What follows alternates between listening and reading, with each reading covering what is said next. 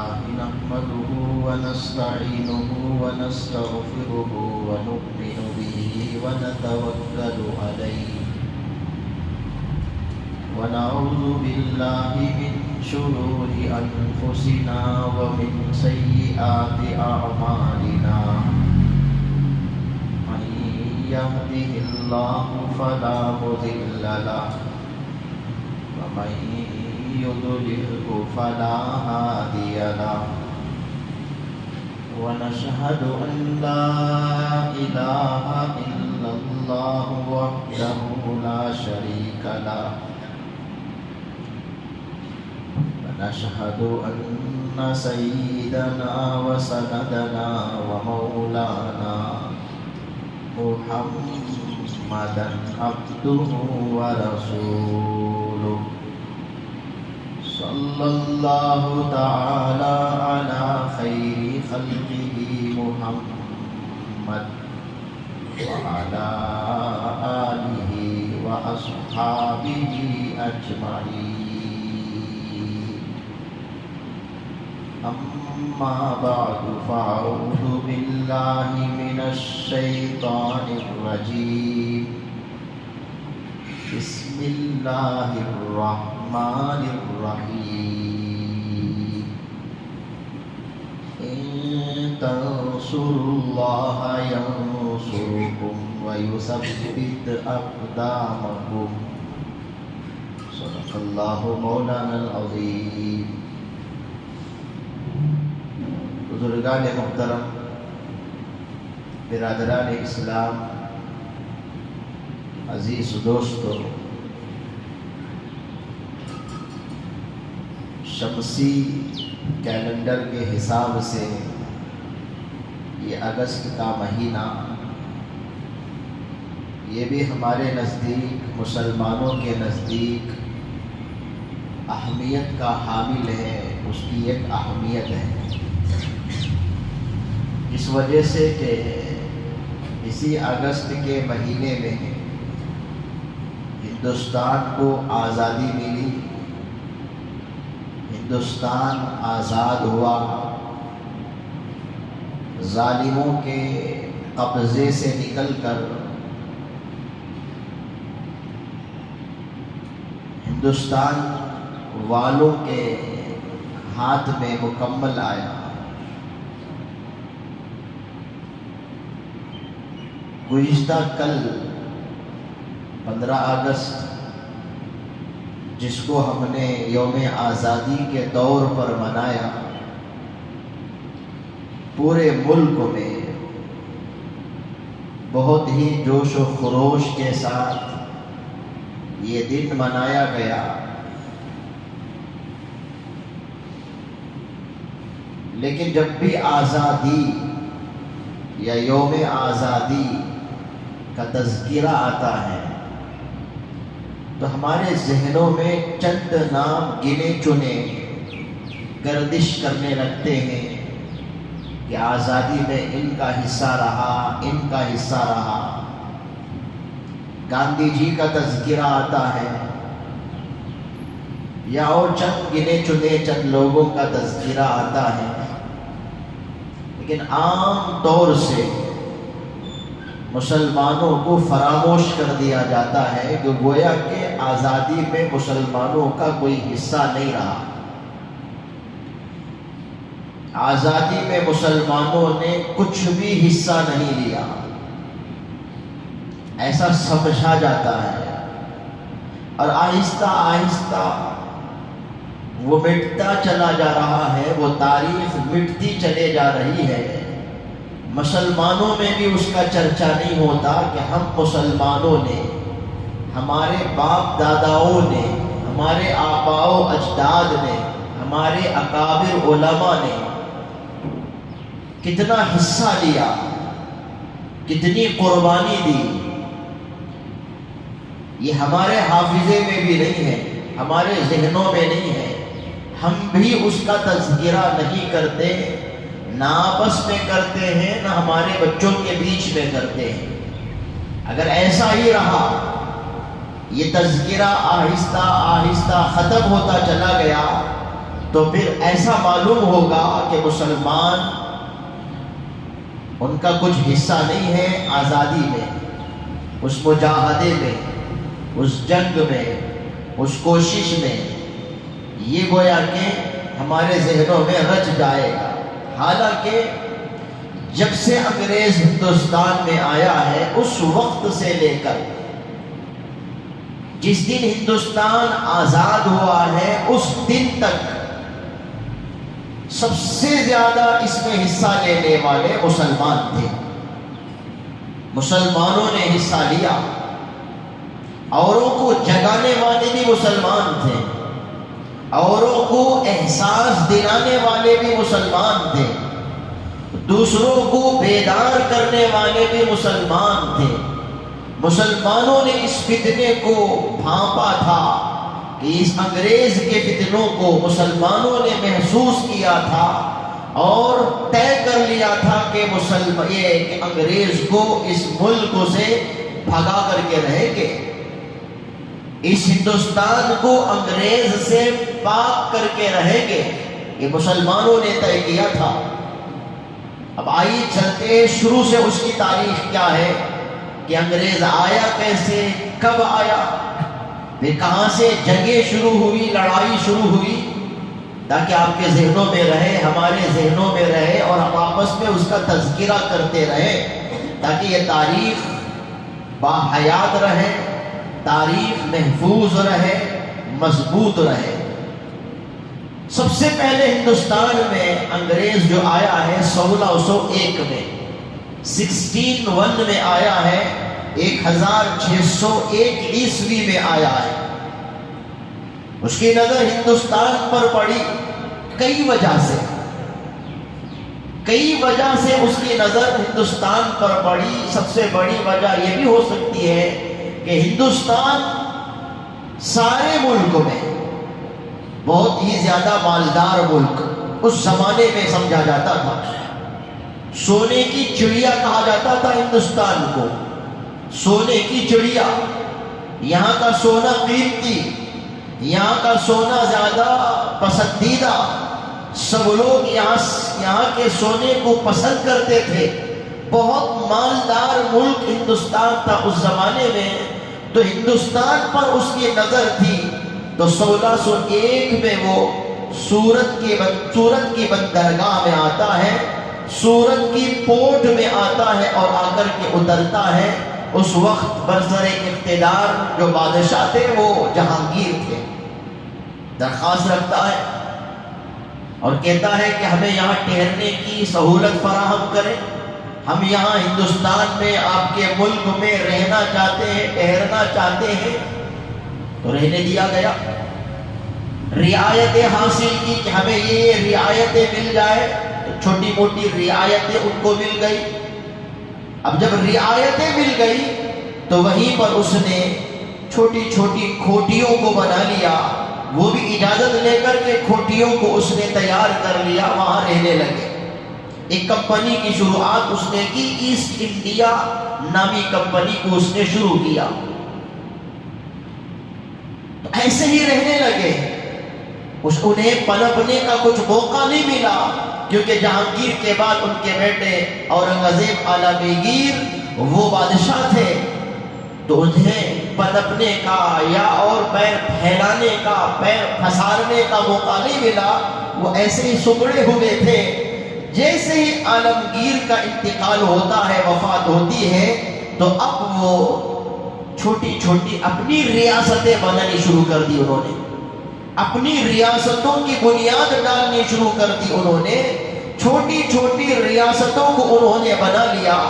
آہستہ آہستہ پیر پھسارنے لگے، پیر پھیلانے لگے اور اپنی من کی زندگی گزارنے لگے، قانون بنا کر کے اسے نافذ کرنے لگے۔ اب خطرے کو بھانپ لیا سراج الدولہ نے۔ 1757 میں جو سراج الدولہ کلکتہ میں برسر اقتدار تھے، انہوں نے اس خطرے کو بھانپ لیا۔ یہ کیا کرنے والا ہے، کیا ہو سکتا ہے، کیا فتنہ ہو سکتا ہے، ہندوستان اس کے قبضے میں جا سکتا ہے۔ تو جب انہوں نے یہ فتنے کو بھانپ لیا، اس کی خطرناکی کو محسوس کیا، تو اب جنگ کا اعلان کیا انگریزوں سے سراج الدولہ نے۔ اب جنگیں ہونے لگی سراج الدولہ اور انگریز کے بیچ میں 1757 میں 1757 میں وہاں سے گویا کہ جنگوں کا آغاز ہوا ہے۔ وہاں سے مسلمانوں نے یہ سوچ لیا کہ انگریز کو بھگانا ہے، ہندوستان میں ان کو رہنے نہیں دینا ہے۔ یہ خطرے کو محسوس کرنے والے بھی سراج الدولہ تھے، ایک مسلمان تھا۔ جنگیں ہوئی، اس جنگ میں انگریز کو شکست ہوئی، انگریز ہار گیا۔ کئی انگریزوں کو قید کر کے قید میں بند کر دیا گیا، بلاک ہال میں، وہاں ان کو بند کر دیا گیا۔ ایک اچانک افواہ اٹھنے لگی کہ اس بلاک ہال میں جتنے انگریز محبوس ہیں، مقید ہیں، قید ہوئے ہیں، سب مر گئے۔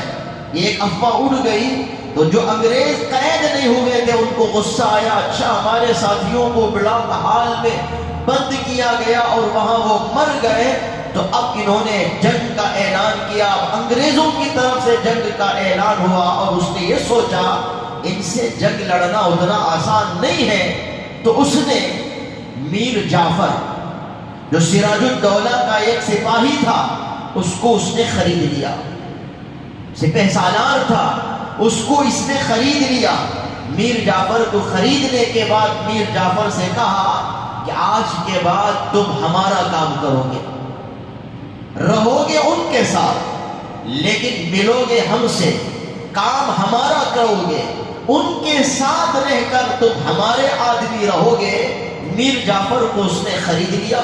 اب جنگ ہوئی، جب جنگ ہوئی سراج الدولہ کے کئی سپاہی جو میر جعفر کی سپہ سالاری میں لڑ رہے تھے، عین جنگ کے وقت میر جعفر نے ایک بڑے لشکر کو روک لیا، جنگ کرنے کے لیے آگے بڑھنے نہیں دیا۔ جب ایسا ہوا تو اب مٹھی بھر جماعت ہو گئی، سراج الدولہ کے ساتھ میں ایک مٹھی بھر جماعت ہو گئی، تو کیا ہوا؟ شکست ہو گئی، ہار گئے سراج الدولہ۔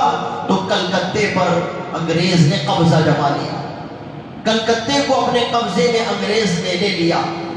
یہاں یہ واقعہ ہوا، ایسے ہی قبضہ بڑھاتے گیا، قید و بند قبضہ کرتے گیا، ہندوستان کے ایک ایک ریاستوں کو اپنے کنٹرول میں لیتا چلا گیا اور اپنا قانون نافذ کرنا شروع کرتا چلا گیا۔ تو پھر اس کے بعد چل کر 1761 میں جب میسور کا راجہ کمزور ہوا، بڑھاپے کی عمر کو پہنچا، اقتدار سنبھالنے کے قابل نہیں تھا، تو اس نے کیا کیا؟ تو اس زمانے میں اس وقت میں وہاں ان کا جو سپہ سالار تھا، میسور کا راجہ، ان کا جو سپہ سالار وہ حیدر علی تھے، ان کو اقتدار اس نے سونپ دیا کہ آپ اقتدار سنبھالیں، آپ یہ ذمہ داری کو سنبھالیں۔ تو حیدر علی نے اقتدار کو اپنے کنٹرول میں لیا۔ کل 22 سال انہوں نے حکومت کی اور انگریزوں سے لڑائی لڑی، انگریزوں سے جنگ کیا۔ حیدر علی نے 22 سال حیدر علی انگریزوں سے لڑتے رہے، یہاں تک کہ 22 سال کے بعد جب حیدر علی کا انتقال ہوتا ہے 1783 میں، 1780 پر 3 عیسوی میں شیر میسور حضرت ٹیپو علیہ السلام رضی اللہ تعالیٰ عنہ وہ برسر اقتدار پر آتے ہیں، بادشاہ بنائے جاتے ہیں۔ تو اب ان کی لڑائی انگریزوں سے ہونے لگی۔ تو دیکھیے سراج الدولہ انگریز سے لڑنے والے مسلمان، حیدر علی انگریز سے لڑنے والے وہ مسلمان، پھر ٹیپو سلطان انگریز سے لڑنے والے وہ مسلمان۔ تو مسلمانوں کی جنگ وہاں سے شروع ہوئی ہے انگریزوں سے۔ وہیں سے ہم نے طے کیا تھا کہ ہندوستان کو آزاد کیا جائے، ہندوستان کو آزاد کیا جائے، انگریزوں کے قبضے سے اس کو چھینا جائے، انگریزوں کے کنٹرول سے ہندوستان کو نکالا جائے۔ وہیں سے شروع ہو گیا تھا، مسلمانوں نے یہ کوشش شروع کی تھی۔ تو ٹیپو سلطان یہ انگریزوں سے لڑتے رہے، انگریزوں نے محسوس کر لیا اس سے مقابلہ کرنا اتنا آسان نہیں ہے، ٹیپو سلطان سے لڑنا اتنا آسان نہیں ہے۔ ٹیپو سلطان جب تک ہے یہ ہندوستان پورا میرا نہیں ہو سکتا ہے، ہمارا نہیں ہو سکتا ہے۔ تو اس نے دوبارہ وہی چال چلی جو سیف الدولہ کے ساتھ چال چلی گئی تھی، تو اس نے ٹیپو سلطان کے سپاہیوں میں 2 سپاہی کو خرید لیا، ایک مسلمان میر صادق اور ایک ہندو سپاہی تھا۔ ان 2 سپاہیوں کو انگریز نے خرید لیا، اپنا آلہ کار بنایا اور ان کو غدار کے طور پر چنا، اور انہوں نے غداری کی۔ ان کی اس غداری کے نتیجے میں حضرت ٹیپو سلطان رحمت اللہ علیہ شہید ہوئے۔ شہادت کے وقت میں کیا کہا تھا ٹیپو سلطان علیہ الرحمن نے؟ کیا جملہ کہا؟ میں خوش ہوں اس بات پر کہ کافر سے لڑتے ہوئے مارا گیا۔ یہ جملہ کہا حضرت ٹیپو سلطان نے کہ میں خوش ہوں اس بات پر کہ کافر سے لڑتے ہوئے میں مارا جا رہا ہوں۔ پھر آگے انہوں نے جملہ کہا، کاش کہ کوئی میرے بعد ایسا آ جائے جو فرنگیوں کو یہاں سے بھگائے، ہندوستان کو پاک کرے۔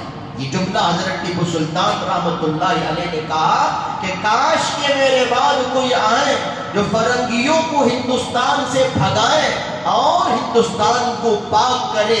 یہ ٹیپو سلطان کا جملہ تھا۔ تو یہ کارنامہ ٹیپو سلطان نے انجام دیا، لڑائی لڑی۔ جنگ آزادی میں ان کا بھی حصہ ہے، جنگ آزادی میں سراج الدولہ کا حصہ ہے، جنگ آزادی میں حیدر علی کا حصہ ہے۔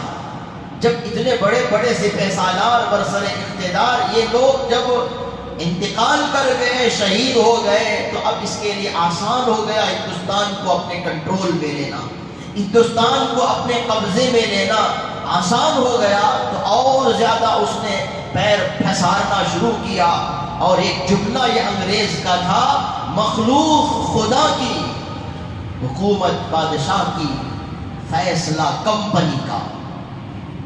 یہ مخلوق جو ہے ہندوستان میں رہنے والی مخلوق، یہ خدا کی مخلوق ہے، حکومت بادشاہوں کی ہے، لیکن فیصلہ جو ہوگا یہ کمپنی، ایسٹ انڈیا کمپنی کا فیصلہ ہوگا۔ ہم جو فیصلہ کریں گے وہ فیصلہ نافذ ہوگا۔ اس طرح سے اس نے حکومت کرنی شروع کر دی، اس طرح سے اس نے اپنے قبضے میں ہندوستان کو لیا، کنٹرول میں لیا۔ تو اس طرح سے وہ فتنہ شروع کرتا ہے، اس کی نظر پہلے پڑتی ہے مدارس پر، مدارس پر اس کی نظر پڑتی ہے۔ وہ محسوس کرتا ہے جب تک مدرسہ ہے میرا پورا کنٹرول ہندوستان میں نہیں ہو سکتا ہے، ہمارا کنٹرول ہندوستان میں نہیں ہو سکتا ہے۔ مدارس کو بند کرنے کی اس نے سازش شروع کی، کئی ہزار مدرسوں کو اس نے بند کر دیا یا بدل کر کے رکھ دیا۔ یہ سازش اس نے کی۔ کلکتہ میں کئی مدارس تھے، ان مدارس کو انگریز نے بند کروایا۔ ہندوستان کے کئی مدارس کو بند کرنے کی اس نے کوشش کی۔ ایک نظر اس کی وہاں ہوئی، اور ایک نظر اس کی قضات پر، جہاں جہاں دارالقضاء، جہاں فیصلے مسلمانوں کے ہوتے ہیں، شریعت کے مطابق جہاں فیصلے کیے جاتے ہیں، ان قضات پر انگریز کی نظر جاتی ہے۔ ان کو بند کرنے کی انگریز سوچتا ہے۔ پھر اس کی نظر مسلمانوں کے ان اوقاف کی زمینوں پر گئی کہ مسلمانوں کی جو زمینیں، اوقاف کی جو زمینیں ہیں، ان کو ہڑپنا چاہیے، ان کو اپنے قبضے میں لینا ہے، ان کو اپنے کنٹرول میں لینا ہے۔ اس لیے اوقاف کی زمینوں کو قبضہ کرنے لگا، اوقاف کی زمینوں کو غصب کرنے لگا، اوقاف کی زمینوں کو اپنے قبضے میں لینے لگا۔ یہ بھی اس نے شروع کیا۔ لیکن پہلے سے سارے ہی ہندوستانی بے چین تھے انگریز سے، پریشان تھے انگریز سے۔ تلک لگانا ماتھے پر جرم تھا انگریزوں کے نزدیک، اس لیے ہندو پریشان تھے، سیکولر ہندو پریشان تھے۔ تلک لگانے پر اس نے پابندی لگا دی تھی۔ مسلمان پریشان تھے، داڑھی کو مونڈنے کا حکم دے دیا تھا انگریز نے، مسلمان بھی پریشان تھے، اور آہستہ آہستہ ارتداد کی ایک ہوائیں اس نے چلا دی، پادریوں کے ذریعے سے اسلام سے لوگوں کو پھیرنے کے لیے اس نے کئی سازشیں رچی۔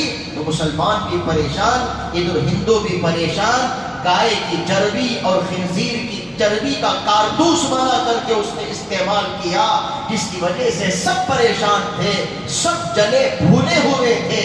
اس پر آگ کا کام کرتا ہے حضرت شاہ عبد العزیز محدث دہلوی رحمت اللہ علیہ کا ایک فتویٰ۔ وہ فتویٰ صادر فرماتے ہیں، وہ فتویٰ اس وقت میں دیتے ہیں کہ جہاد اب واجب ہے، انگریزوں سے لڑنا، انگریزوں سے جہاد کرنا مسلمانوں پر فرض ہے۔ یہ فتویٰ وہاں نافذ کرتے ہیں تو دیکھیے مسلمانوں نے جنگ آزادی میں حصہ لیا ہے، فتوے نے جنگ آزادی میں حصہ لیا ہے۔ مسلمان اگر ہندوستان میں نہ ہوتے ہندوستان کبھی آزاد نہیں ہوتا، اگر ہندوستان میں مدارس نہ ہوتے ہندوستان کبھی آزاد نہیں ہوتا، فتویٰ اگر نہ دیا جاتا ہندوستان کبھی آزاد نہیں ہوتا۔ ہندوستان کی آزادی میں مسلمانوں کا حصہ ہے، ہندوستان کی آزادی میں مدارس کا حصہ ہے، ہندوستان کی آزادی میں مدارس کے فتووں کا بھی حصہ ہے۔ اسے بھولنا نہیں چاہیے، اگر ہم اس کو فراموش کر دیں گے یہ بہت بڑا ظلم ہوگا، یہ ہم پر ظلم ہوگا، خود ہم اپنے اوپر ظلم کرنے والے ہو جائیں گے۔ ہمارے ذہنوں میں رہے کہ ہم ہندوستان میں ایسے ہی نہیں رہ رہے ہیں، قربانیوں کے بعد رہ رہے ہیں، ہمارا بھی ہندوستان میں ایک بڑا حصہ ہے۔ دیکھا جائے تو سب سے بڑا حصہ مسلمانوں کا ہے جنگ آزادی میں، اور انہوں نے حصہ لیا، اس سے انکار نہیں ہے۔ غیروں نے حصہ لیا، ہندو بھائیوں نے حصہ لیا، اس کا انکار نہیں ہے۔ ان کو جگانے والے بھی تو مسلمان ہیں، ان کو بیدار کرنے والے بھی تو مسلمان ہیں، ان کو احساس دلانے والے بھی تو مسلمان ہیں۔ تو اس طرح سے فتوے نے وہ کام کیا تو سب میدان میں آ گئے، سب لوگ مل کر کے جاتے ہیں، مل کر طے کرتے ہیں کہ کسی طرح سے ہندوستان کو آزاد کیا جائے۔ تو اس وقت میں حصہ لینے والے کون؟ علماء بھی آگے بڑھتے ہیں جنگ آزادی میں حصہ لینے کے لیے۔ جنگ آزادی میں حصہ لینے کے لیے حضرت حاجی امداد اللہ مہاجر مکی رحمت اللہ علیہ، ان کا بھی حصہ جنگ آزادی میں ہے۔ حضرت قاسم صاحب نانوتوی رحمت اللہ علیہ جو بانی دارالعلوم دیوبند، ان کا بھی حصہ جنگ آزادی میں ہے۔ حضرت مولانا رشید احمد گنگوہی رحمت اللہ علیہ، ان کا بھی حصہ جنگ آزادی میں ہے۔ اور فضل حق خیر آبادی رحمت اللہ علیہ، جن کے بارے میں انگریز نے فیصلہ سنایا تھا حب سے دوام، وہاں ان کا فیصلہ ہوا، ہمیشہ ہمیشہ کے لیے ان کو قید کیا گیا کالا پانی انڈمان میں، ان کو وہاں بھیج دیا گیا، وہیں پر ان کا انتقال ہوا، جنازہ اسی قید خانے سے ان کا نکلا ہے۔ ان کا بھی حصہ جنگ آزادی میں ہے۔ اور بغاوت کا الزام مسلمانوں پر انگریزوں نے لگایا۔ حضرت امداد اللہ مہاجر مکی رحمت اللہ علیہ، حضرت قاسم صاحب نانوتوی رحمت اللہ علیہ، حضرت رشید احمد گنگوہی رحمت اللہ علیہ، ان پر الزام آیا کہ یہ حکومت کے باغی ہیں۔ قید کرنے کا حکم نامہ جاری ہوتا ہے، اریسٹ وارنٹ ان کے نام پر نکلتا ہے، تو یہ لوگ اس وقت میں روپوش ہوتے ہیں چند دنوں کے لیے۔ امداد اللہ مہاجر مکی رحمت اللہ علیہ مکہ مکرمہ کا ارادہ کرتے ہیں۔ یہ وارنٹ آنے کے بعد میں، یہ الزام لگنے کے بعد میں، اور درمیان میں کہیں ان کا ٹھکاؤ ٹھہرنا ہوتا ہے۔ جب کہیں جا کر ان کا ٹھہرنا ہوتا، اس راستے میں سفر میں انگریز کو پتہ چل جاتا ہے کہ فلاں جگہ میں امداد اللہ ٹھہرے ہوئے ہیں، قید کرنے کے لیے کچھ سپاہی پہنچتے ہیں، اور وہ ان کا جو میزبان ان کو استبل میں ٹھہرایا، جہاں پر گھوڑوں کو باندھا جاتا ہے، جس کو اسٹیبل کہتے ہیں، وہ استبل میں جا کر کے ان کو ٹھہرایا گیا۔ وہ نماز میں مشغول تھے، تلاوت میں مشغول تھے۔ آتا ہے انگریز، ان کے سپاہی پولیس والے آتے ہیں، امداد اللہ مہاجر مکی رحمت اللہ علیہ کو اریسٹ کرنے کے لیے گرفتار کرنے کے لیے میزبان کہتے ہیں یہاں تو کوئی نہیں ہے، یہاں تو کوئی نہیں ہے، نہیں ہمیں اطلاع ملی ہے کہ یہاں وہ چھپے ہوئے ہیں، دروازہ کھولو۔ دروازہ کھولنے کا حکم ہوتا ہے۔ اب یہ ڈرے ڈرے رہتے ہیں کہ اب حضرت کا کیا ہوگا، ان کو قید کر لیا جائے گا، گرفتار کر لیا جائے گا۔ اب اندر انگریز جاتا ہے، پورا استبل چھان بین کرتا ہے، کچھ نہیں پاتا سوائے ایک مسلح کے اور ایک لوٹا کے، کسی کو وہاں وہ نہیں پاتا۔ تو کہتا ہے ہمیں غلط خبر ملی، معاف کرنا، یہ کہہ کر واپس جاتا ہے۔ دوڑ کر کے جاتے ہیں تو دیکھتے ہیں کہ مسلح پر حضرت نماز میں مشغول ہے، تلاوت میں مشغول ہے، دعا میں مشغول ہے۔ تو کہتے ہیں حضرت ابھی انگریز آیا تھا اور تلاشی بھی تھی، یہاں سوائے مسلح کے کچھ نہیں تھا۔ حضرت نے کہا اللہ جسے بچائے اسے کوئی ختم نہیں کر سکتا، اسے کوئی مار نہیں سکتا، یہ اللہ کی حفاظت رہی کہ ان کی نظر میں نہیں آئے۔ تو اس طرح سے حضرت محفوظ ہوئے، مکہ مکرمہ کی طرف روانہ ہوئے۔ اور ادھر حضرت قاسم صاحب نانوتوی رحمۃ اللہ علیہ بانی دارالعلوم دیوبند، ان کا بڑا حصہ دارالعلوم کی بنیاد ہی اسی مقصد کے لیے رکھا گیا کہ یہاں سے ایسے لوگوں کو تیار کیا جائے جو ہندوستان کے محافظ بنے، جو ہندوستان کو بچانے والے بنے، جو ہندوستان کی نگرانی کرنے والے بنے۔ تو دارالعلوم کی بنیاد اسی لیے رکھی گئی ہے بزرگان محترم۔ مدارس کی بنیاد بھی اس وقت میں اسی لیے رکھی گئی ہے کہ یہاں سے ملک کی حفاظت کا کام کیا جائے۔ یہ جو الزام لگایا جاتا ہے مدارس پر یا علماء پر، خامخواہ کا الزام ہے، بدنام کرنے کے لیے سازشیں ہیں، کسی طرح سے مدارس کو صفایا کرنے کی یہ سازشیں ہیں، ورنہ مدارس سے زیادہ امن پسند جگہ ہندوستان کے لیے کوئی اور جگہ نہیں ہے۔ تو اس زمانے سے یہی کوشش ہے مدارس کے ذریعے سے امن قائم رکھا جائے، امن کو کی پرچار ہو۔ تو ہندوستان کی آزادی میں دارالعلوم دیوبند کا حصہ، مظاہر علوم سہارنپور کا حصہ، اور جتنے بڑے بڑے مدارس تھے شمال میں جنوب میں، ان سب کا حصہ رہا ہے۔ تو حضرت قاسم صاحب نانوتوی رحمۃ اللہ علیہ جب ان کو ارسٹ وارنٹ آتا ہے تو اب پولیس تلاشی میں نکلتا ہے، اور نکلتا ہے تو حضرت قاسم صاحب نانوتوی رحمۃ اللہ علیہ سے آمنا سامنا ہوتا ہے۔ پولیس کو معلوم نہیں کہ کون قاسم نانوتوی ہے، خود حضرت مولانا قاسم صاحب نانوتوی رحمۃ اللہ علیہ سے پوچھتا ہے کہ تم نے قاسم کو دیکھا؟ انہوں نے کہا ہاں دیکھا ہے۔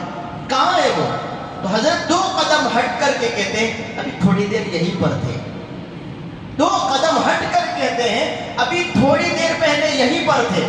وہ سمجھتا ہے شاید یہاں تھے، کہیں چلے ہو گئے ہوں گے، وہ چلا جاتا ہے سوچ کر، لیکن حضرت نے جھوٹ بھی نہیں کہا، کیونکہ ہٹ کر کہا ابھی تھوڑی دیر پہلے یہیں پر تھے، جھوٹ بھی نہیں ہوا، وہ یہ واپس بھی لوٹ گیا۔ اس طرح سے انہوں نے اپنی حفاظت کی اور جا کر کے کہیں چھپ گئے، روپوش ہو گئے۔ 3 دن کے بعد باہر نکل کر آ گئے۔ سب لوگوں نے کہا کہ حضرت ارسٹ وارنٹ ہے، کبھی بھی گرفتاری ہو سکتی ہے، آپ روپوش تھے، روپوش رہے۔ تو کہتے ہیں نہیں، اللہ کے نبی کی سنت یہ نہیں ہے۔ اللہ کے نبی غار ثور میں 3 دن روپوش تھے، بس 3 دن روپوش ہو کر کے میں نے اس سنت پر عمل کر لیا ہے، اب مجھے روپوش ہونا نہیں ہے۔ پر بالکل وہ آزادی سے گھومتے رہے، پھرتے رہے، کسی نے ان کا کوئی بال بیکا نہیں کیا۔ اور ادھر رشید احمد گنگوہی رحمۃ اللہ علیہ کو گرفتار کر لیا گیا، چند دن وہ قید خانے میں رہے۔ تو اس طرح سے یہ سب ہوا ہے۔ اور ادھر شاملی کے میدان میں لڑنے والوں میں حضرت امداد اللہ مہاجر مکی رحمۃ اللہ علیہ میں ہے، حضرت رشید احمد گنگوہی رحمۃ اللہ علیہ میں ہے، حضرت قاسم صاحب نانوتوی رحمۃ اللہ علیہ بھی ہے، اور حضرت حافظ ضامن شہید رحمۃ اللہ علیہ بھی ہیں۔ انہوں نے اس میں حصہ لیا ہے، ہمارے اکابر علماء نے اس میں حصہ لیا ہے۔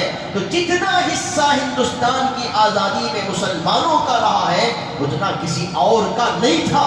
یہ تاریخ ہمیں نہیں معلوم ہے، یہ تاریخ معلوم رکھنے کی ضرورت ہے، اسے محفوظ رکھنے کی ضرورت ہے، اپنے بچوں کو یہ سبق پڑھانے کی ضرورت ہے۔ ہندوستان کی آزادی میں ان سب کا حصہ تھا ہے۔ اسی طرح سے حسین احمد مدنی رحمۃ اللہ علیہ کا حصہ رہا ہے، ان کے استاد محمود الحسن دیوبندی رحمت اللہ علیہ کا حصہ رہا، جنہیں شیخ الہند کہتے ہیں، ریشمی رومال کے وہ محرک تھے. تو بزرگان محترم ان سب کا حصہ، جمعیت العلماء کا حصہ، دارالعلوم دیوبند کا حصہ، مسلمانوں کا حصہ، یہ سب حصہ ہے. ان سب کا، ہم سب کا حصہ رہا ہے. اس لیے گنے چنے چند لوگوں کا نام اپنے ذہنوں میں بٹھا کر کہ یہ لوگ جنگ آزادی میں حصہ لینے والے فریڈم فائٹرز یہ چند لوگ ہیں، ایسا نہیں ہے. 60,000 سے زیادہ مسلمانوں نے اپنی جان دی ہے جنگ آزادی میں ہندوستان کو آزاد کرنے میں. اس پر گواہ انڈیا گیٹ ہے، جہاں مسلمانوں کے نام تراشے گئے ہیں، جہاں مسلمانوں کا نام کندہ کیا گیا ہے. اگر کسی کو معلوم کرنا ہو مسلمانوں نے کتنا حصہ لیا، چلے جائیں انڈیا گیٹ، وہاں جا کر کے نام پڑھ لیں، مسلمانوں کا نام زیادہ ملے گا آپ کو اور ہم کو. کتنے علماء کو پھانسی کے تختے پر لٹکا دیا گیا صرف اس بات پر کہ یہ لوگ ہندوستان کو آزاد کرانا چاہتے ہیں. فتح پور کی مسجد سے لے کر قلعے کے دروازے تک مسلمانوں کی لاشیں بچھ گئی تھی. کئی میل تک کتنے درختوں پر ان کی شاخوں پر بجائے پھل لٹکنے کے وہاں علماء کو پھانسی پر لٹکا دیا گیا تھا. اور جو بچے تھے انگریزوں نے کیا کیا، خنزیر سور کے کھال کو لے کر بچے بچے مسلمانوں کو اس کھال میں لپیٹ کر، زندہ لپیٹ کر اس کھال کو سی کر کے گرم گرم تیل میں چھونک دیا گیا. مسلمانوں کو چھونکا گیا ہے، مسلمانوں کو پھانسی پر لٹکایا گیا ہے، مسلمانوں کا قتل عام کیا گیا ہے، مسلمانوں کا خون بہایا گیا ہے. تو مسلمانوں نے خون دیا ہے، ہندوستان کو آزاد کرنے کے لیے مسلمانوں نے اپنا حصہ دیا ہے. اسے بھولنا نہیں چاہیے، اسے فراموش نہیں کرنا چاہیے. ان ناموں کو یاد رکھنے کی ضرورت ہے. حضرت شاہ عبد العزیز محدث دہلوی رحمت اللہ علیہ، یہ نام یاد رہے. سراج الدولہ یاد رہے، حیدر علی یاد رہے، ٹیپو سلطان یاد رہے. اور اسی طرح سے حضرت شاہ ولی اللہ محدث دہلوی رحمت اللہ علیہ ہم کو یاد رہے. اشفاق اللہ ہم کو یاد رہے. مہاجر امداد اللہ وقی رحمت اللہ علیہ ہم کو یاد رہے. رشید احمد گنگوئی ہم کو یاد رہے. قاسم صاحب نانوتوی ہم کو یاد رہے. حافظ ضامن شہید ہم کو یاد رہے. اور فضل حق خیر آبادی ہم کو یاد رہے.